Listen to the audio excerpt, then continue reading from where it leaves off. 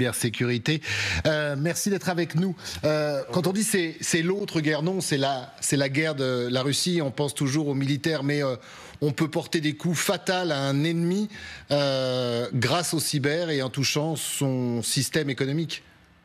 Oui, complètement. Aujourd'hui, une guerre ne se fait pas sans attaquer l'Internet, ou en tout cas les sites Internet, les serveurs, les entreprises, les États. On le voit depuis quelques semaines, quelques mois, avec des groupes de pirates informatiques qui tentent de bloquer, d'abord pour manifester, on va appeler ça sous ce terme-là, eh bien, des ministères, des entreprises, mais aussi, et c'est le nerf de la guerre, pouvoir collecter de l'information. Et quoi de mieux que de le faire à partir d'Internet ? Restez avec nous. Vincent, vous vouliez réagir sur cette guerre. Et peut-être moi, il y a quelque chose qui m'interpelle, c'est que souvent, ces alertes viennent d'un pays. Et là, vient de le dire Catherine, c'est un certain nombre d'agences et tout tourne autour de l'OTAN d'ailleurs.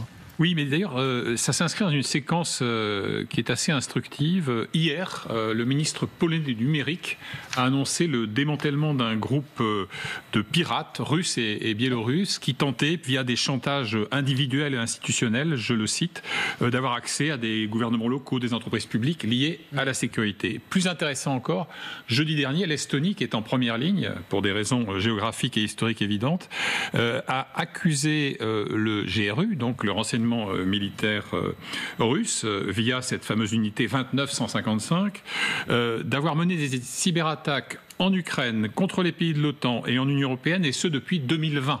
Donc bien avant le déclenchement de cette agression militaire. Et pour le coup, vous l'évoquiez à l'instant, ce qui est intéressant, c'est que ces découvertes sont liées à une opération qui s'appelait Toy Soldier, soldat de plomb en quelque sorte, qui impliquait 14 agences de renseignement occidentales de 10 pays différents. Donc la réponse aussi peut être collective.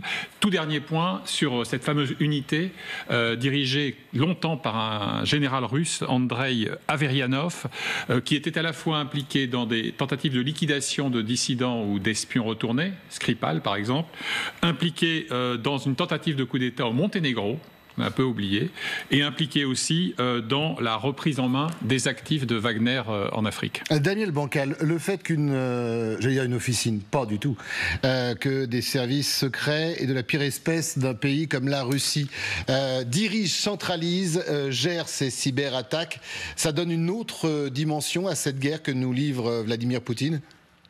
Alors, c'est clairement pas nouveau, hein. Effectivement, comme vous veniez de l'expliquer, depuis 2020, on commence à avoir des balbutiements de cyberattaques, mais bien en amont déjà aussi, hein. Il faut savoir qu'un service de renseignement, une armée, sans cyberarmée aujourd'hui, donc des cyberespions, ne peut plus véritablement agir efficacement. Aujourd'hui, pouvoir récupérer des documents de l'ennemi à partir de ses serveurs, ou alors tout simplement perturber les communications de cet ennemi, c'est l'un des meilleurs moyens de le faire, c'est avec le numérique. Et je ne vous parle même pas d'une guerre intérieure, rien que par la communication dans un pays ennemi, par exemple. Je prends l'exemple de la fuite massive d'informations des US Marshall, là, par exemple, il y a quelques jours sur Internet.